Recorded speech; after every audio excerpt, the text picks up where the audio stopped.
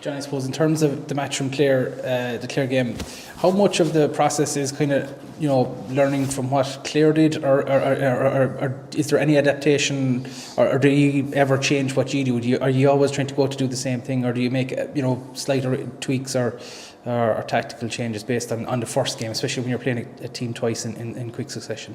Listen, of course you're going to learn from the previous games. You're always going to spot pieces of patterns to plays, patterns to set pieces, and you've got to learn from those, and you've got to share that learning with the group and discuss it and decide on how you're going to deal with it.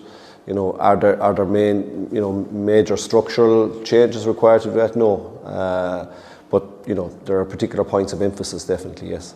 And finally for me, a lot of people saying that Clare are a surprise packet in Munster this year, but I suppose given the talent in that squad and the manager at the helm there, when you kind of look at it a bit deeper, no surprise at all to see them going as well as they are.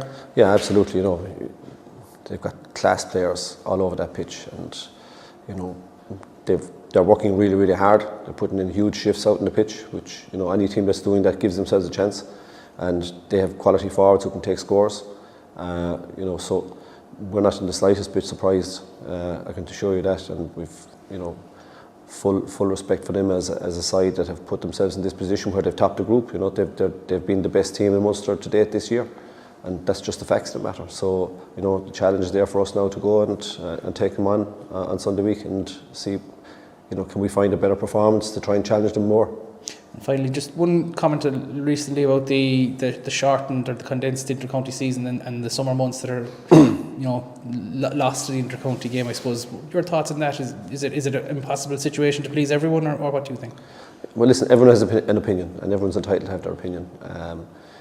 From our perspective, we got two games together, with a week off in between, so the format wasn't particularly arduous. I suppose we'd all love to have all our players available every week, but that's not possible.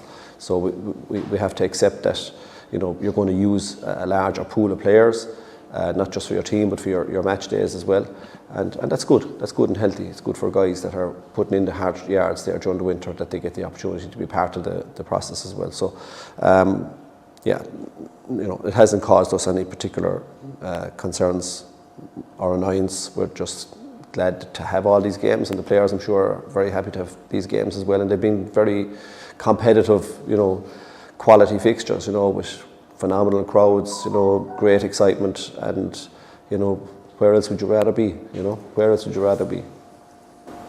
John, just in terms of the actual Munster final, no doubt you focus on performance, but these byproducts would be obviously a first four in a row since the 30s from a Limerick point of view, and also the Mick Mackey Cup on offer for the first time. Yeah, I genuinely hadn't thought about it, to be honest with you. We don't make reference to those things. We don't even check them out or look them up, or nobody comes to us to tell us. I know it's something obviously that the media will be involved in or will highlight, and rightly so. That's all part and parcel of the process, but that's outside of our. Does it have any impact on what we do? No, zero. Is it something we'll refer to or engage in? No, it's not. That's it. John, we said about 4 years of success in Limerick, there hasn't been anything like we've seen for, I'd say, about 80 years. And considering some of the disappointments we had during the 90s and the 80s, is there sometimes you feel that this is Wonderland and sometimes it's going to stop? Well, I've only been involved for 5 years, so